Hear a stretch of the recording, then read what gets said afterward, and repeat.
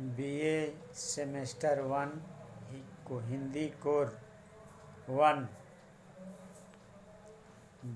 विद्यापति का जीवन परिचय। महाकवि विद्यापति जी बिहार राज्य के दरभंगा जिले के रहने वाले थे। इनका जन्म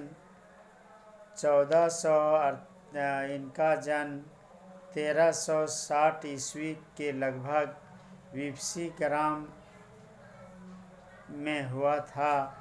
इनके पिता गणपति ठाकुर एवं पितामह जयदत्त ठाकुर संस्कृत के प्रकांड विद्वान थे। ये मिथिला नरेश राजा शिव सिंह के दरबारी कवि और विपसी ग्राम में इन्होंने अपने संरक्षक राजा शिव सिंह के उपहार से पले पोसे थे। सन 1400 ईस्वी में महाकवि विद्यापति को राजा शिव सिंह ने एक ताम्रपत्र और अभिनय जयदेव की उपाधि से पुरस्कृत इनको किया था। महाकवि विद्यापति की पदावली। ये श्रृंगार रस के बहुत बड़े महाकवि माने जाते हैं, इसीलिए मिथिला में इनको मैथिल कोकिल के नाम से जाने जाते हैं। महाकवि विद्यापति संगीत के स्वरों में राधा और कृष्ण के बहाने अपने महाराज राजा शिव सिंह एवं रानी महारानी लखमा देवी का गुणगान किया है।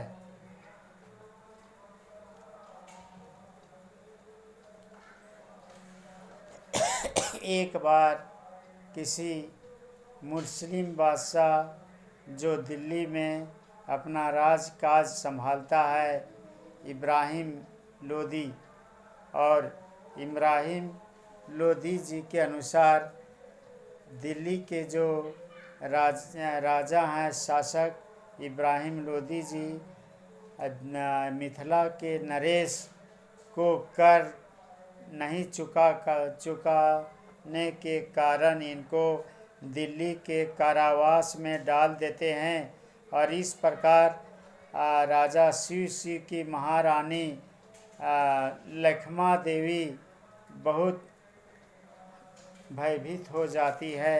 वह त्राही त्राही करती है और अपने राजकवि विद्यापति जी के पास राजा शिव सिंह को छुड़ाने के लिए आती है और रानी लखमा देवी यानी लक्ष्मी देवी के इशारे पर महाकवि विद्यापति जी रानी लखमा देवी को लेकर दिल्ली पधारते हैं और वहीं उस शासक दिल्ली नरेश को वे क्या करते हैं कि उनके आदेशानुसार संध्या सुंदरी का वर्णन करते हैं और संध्या सुंदरी का वर्णन करते ही इब्राहिम लोदी को यह महसूस होने लगता है कि यह जो संध्या सुंदरी है वह कोई नहीं बल्कि इनके घर के अगल बगल की कोई सुंदरी है या कोई युवती कन्या है।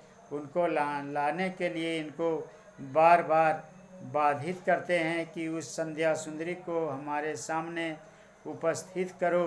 इस पर महाकवि विद्यापति जी संध्या सुंदरी को लाने में या समर्थता को जताते हैं और इसीलिए उस महाकवि विद्यापति को इब्राहिम लोदी ने दोनों पैर को रस्सी से बंधवाकर कुएं के मुंडेरे में लटकवा दिया जाते हैं और मौत की सज़ा सुनाते हैं और आदेश देते हैं कि तुम हमारे मन वांछित तुम अपनी श्रृंगार रस की पद को से यदि तुम मुझे लुभा देते हो तो मैं तुम्हारी मौत की सज़ा को माफ़ कर दूंगा और रानी लखमा देवी के जो पति राजा शिव सिंह है उनको भी कर मुक्त कर दूंगा एवं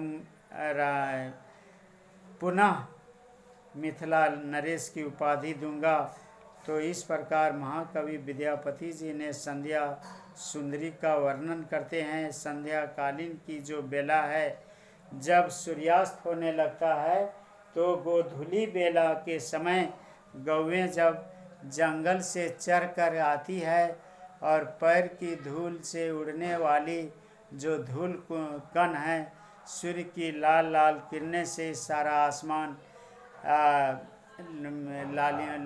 लालिमा से भर जाती है। और इस लालिमा को महाकवि विद्यापति जी ने दिखाए हैं कि निशा जो रजनी है, रात्रि रूपी सुंदरी जो है, अपने माथे पर लाल लाल सिंदूर को धारण की हुई है।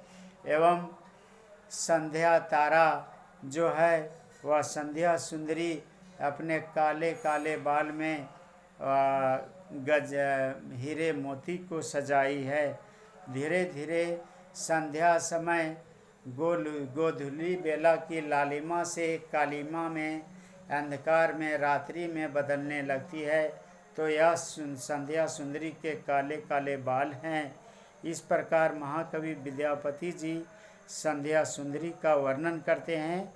और इब्राहिम लोदी को भ्रम होता है कि संध्या सुंदरी संध्या कालीन बेला नहीं, बल्कि इनके घर के अगल बगल की कोई सुंदरी है या कन्या है, उनको लाने के लिए विवश करते हैं।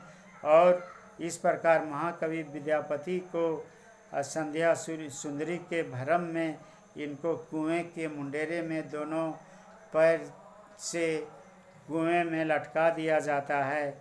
और इसे महाकवि विद्यापति जी को श्रृंगार रस सुनाने को लिए कहा जाता है। इसे महाकवि विद्यापति जी ने श्रृंगार रस सुनाते हैं। सुंदरी डारी फूकन आगी, तोहर कमल भर मरमोर देखल, मदन उठल जागी। इस प्रकार महाकवि की श्रृंगारिक पद को सुनकर इब्राहिम लोदी बहुत खुश हो जाता है। उनकी श्रृंगारी रस को सुनकर वह बहुत खुश हो जाता है। और उनके महाराज मिथिला नरेश राजा शिव को कर मुक्त कर देता है, कारावास से उनको मुक्त कर देता है और पुनः उन्हें मिथिला का नरेश घोषित किया जाता है। यह महाकवि विद्यापति की देन थी कि महाकवि विद्यापति उनकी रानी महारानी लखमा देवी यानी कि लक्ष्मी देवी और राजा सी को पुनः लेकर दिल्ली से मिथिला आ धमकते हैं। इस प्रकार महाकवि विद्यापति की जो भाषा है वह संभवतः 3 भागों में बटी हुई है। पहला संस्कृत, दूसरा अवहट और तीसरा मैथिली। इनकी जो भाषा है 3 भागों में बटी हुई है। महाकवि विद्यापति जी की मृत्यु विपसी में ही 1448 ईस्वी के आसपास हो जाती है, गंगा स्तुति करने के समय। महाकवि विद्यापति की भक्ति भावना के बारे में बोला गया है कि जब तक ये जीवित रहे,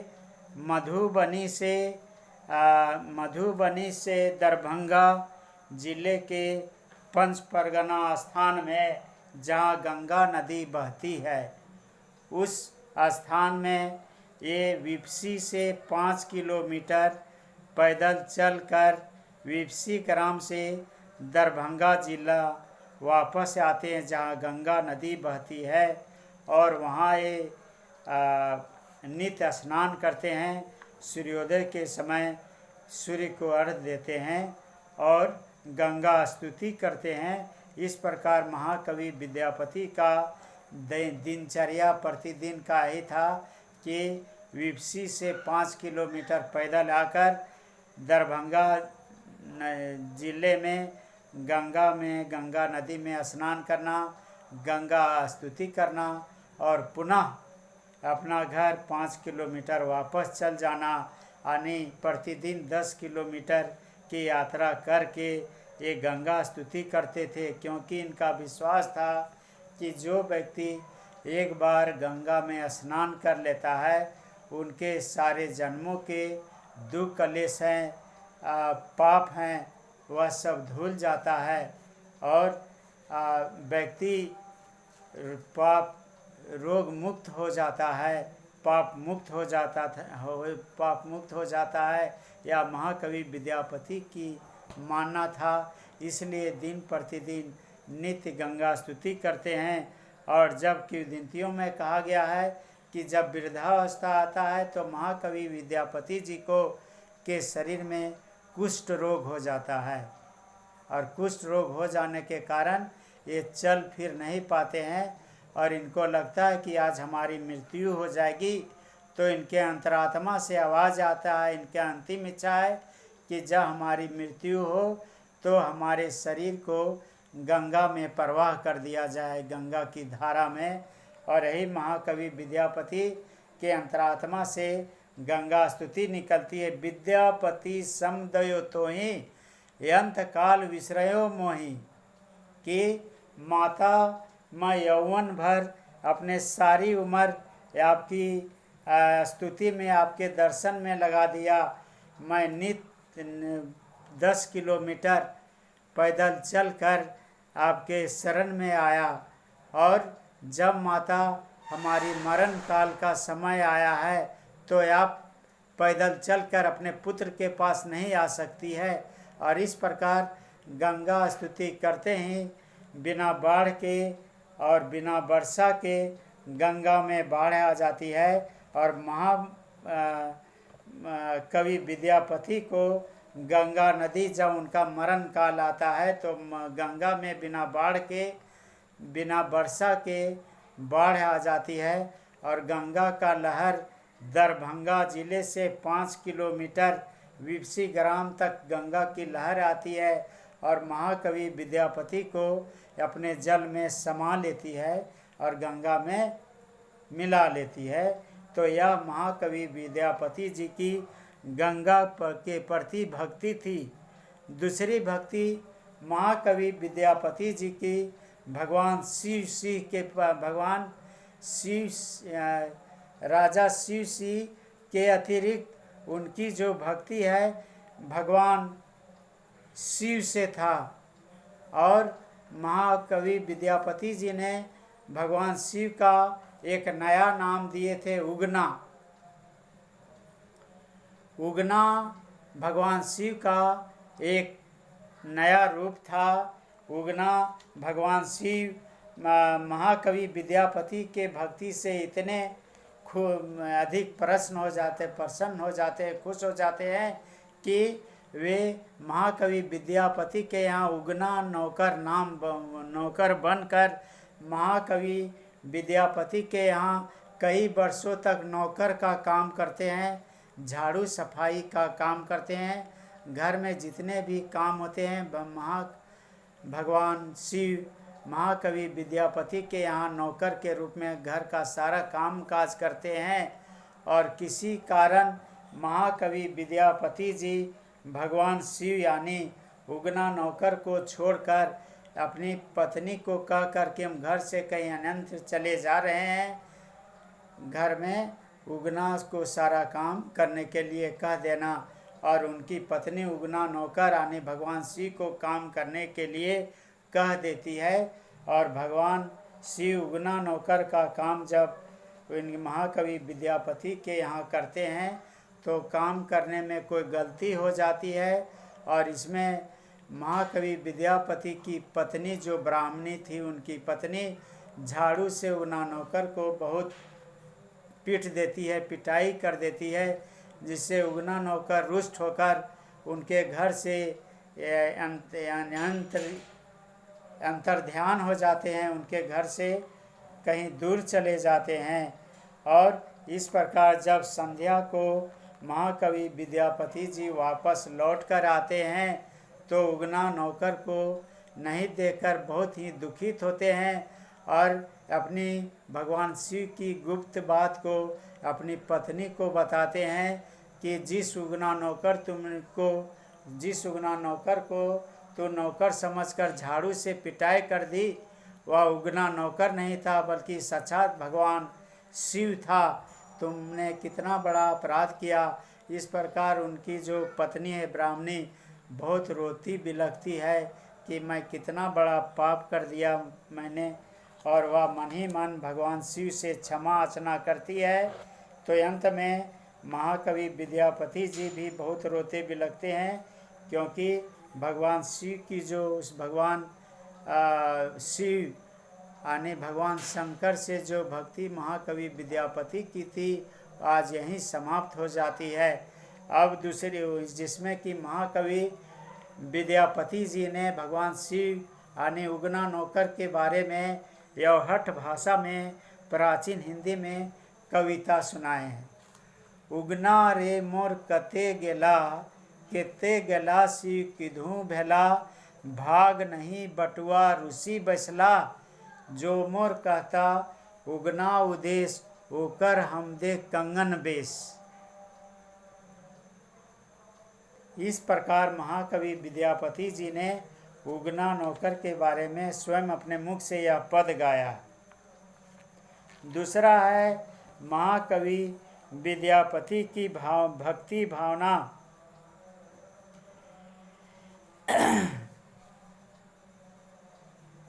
देवी दुर्गा से है। देवी वंदना। देवी वंदना महाकवि विद्यापति जी ने माता पार्वती यानी देवी दुर्गा की वंदना किए हैं। देवी वंदना। जय जय भैरवी असुर भयावनी, पशुपति भामिनी माया, कतियो दैत्य मारी मुँह मेलत, कतक उगली कलकूड़ा। यानी भैरव भगवान शिव को भैरव से उपमानित किया गया है। भगवान जय जय भैरवी भगवान शिव भैरव के रूप में हैं, तो माता दुर्गा देवी पार्वती भैरवी है, उनकी अर्धांगिनी है। भगवान शिव भैरव हैं, तो उनकी पत्नी देवी दुर्गा जो है वह भैरवी के रूप है। जय जय भैरवी असुर भयावनी।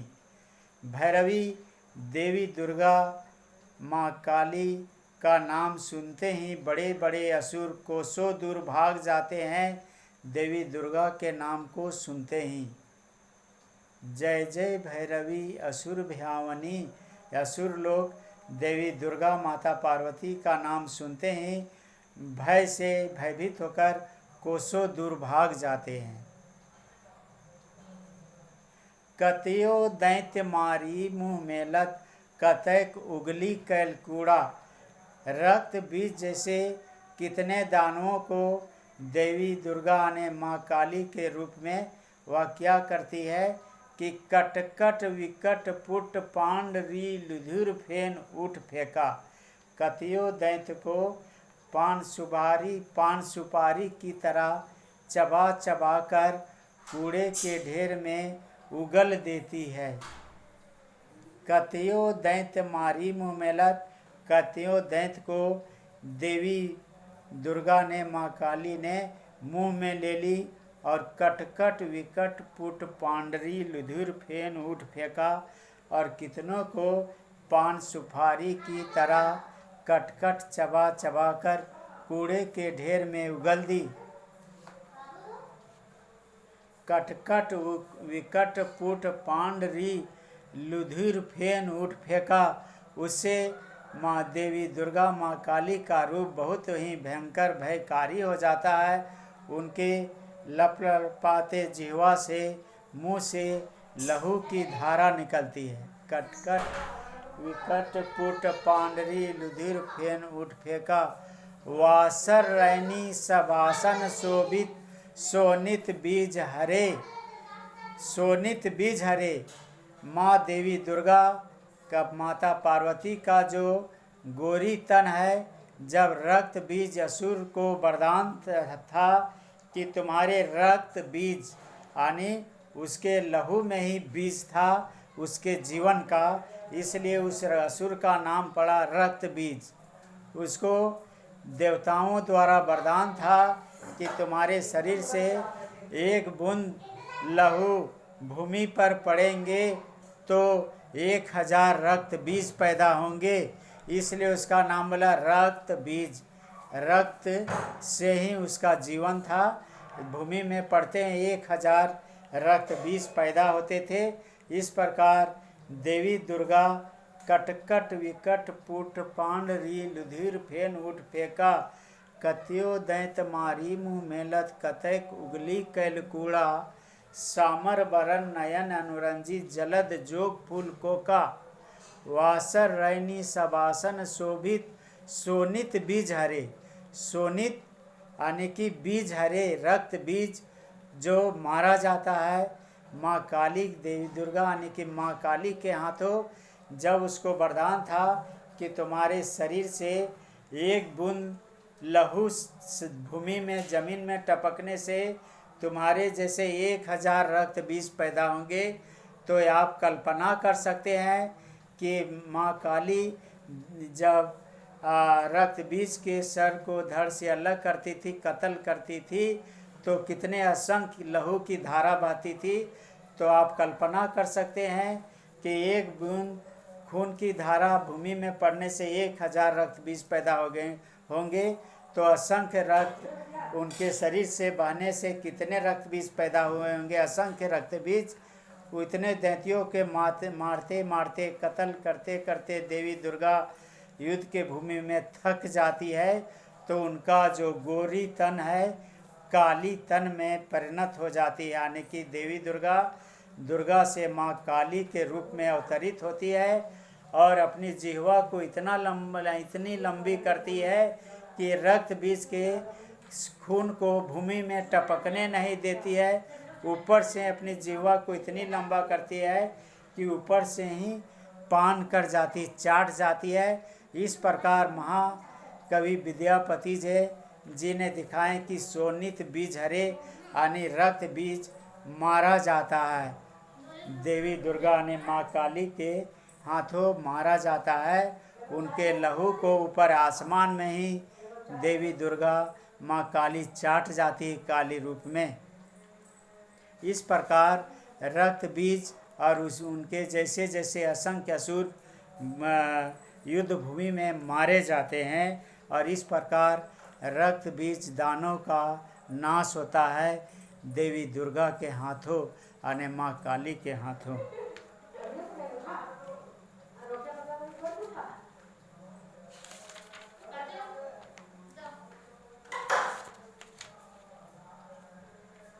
इसी प्रकार महाकवि विद्यापति का ऋतुराज बसंत के प्रति भक्ति है।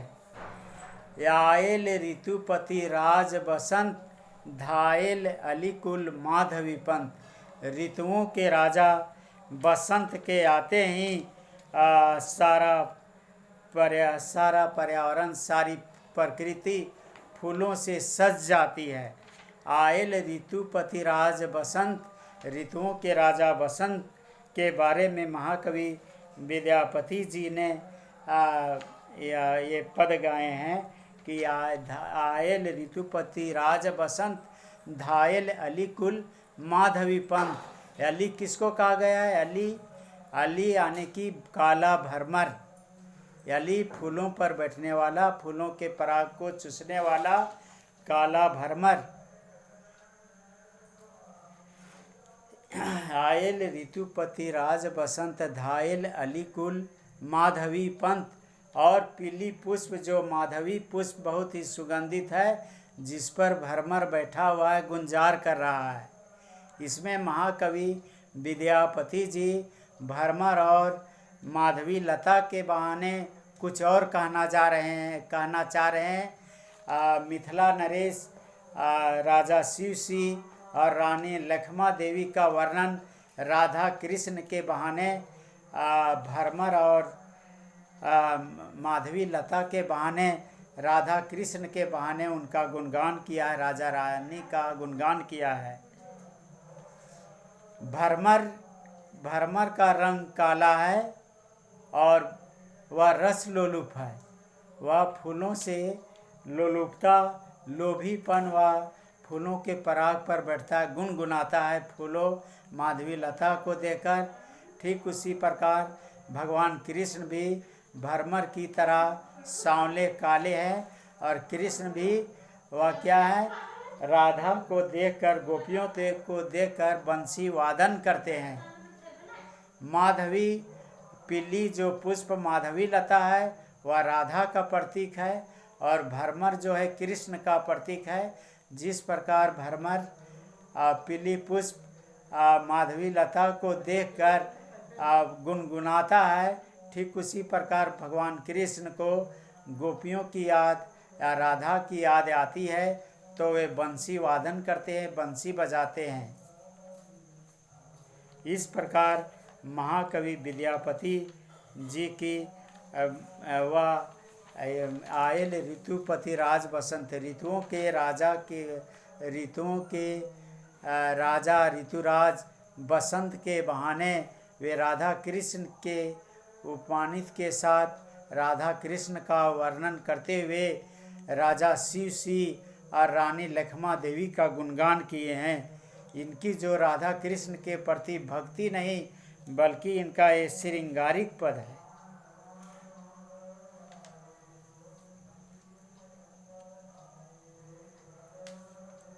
इनकी कृति, पहला कृति लता, दूसरा कृति पताका, तीसरा गोरक्ष विजय, चौथा भू परिक्रमा, पांचवा पुरुष परीक्षा, छठा लिखनावली, दुर्गा भक्ति तरंगिनी, देवी वंदना, ऋतुराज बसंत। इस प्रकार इनकी विविध वंदना कृति है। गंगा वाक्यावली, दान वाक्यावली, दुर्गा भक्ति तरंगनी, गया पतलक, भनी मंजरी। इस प्रकार इनकी अलग अलग कृतियां हैं। और महाकवि विद्यापति को श्रृंगार रस का सबसे बड़ा कवि माना गया है। इसको दरभंगा जिले के यानी मधुबनी जिले के इनको मैथिल कोकिल के नाम से जाना गया है। कोकिल का अर्थ होता है कोयल।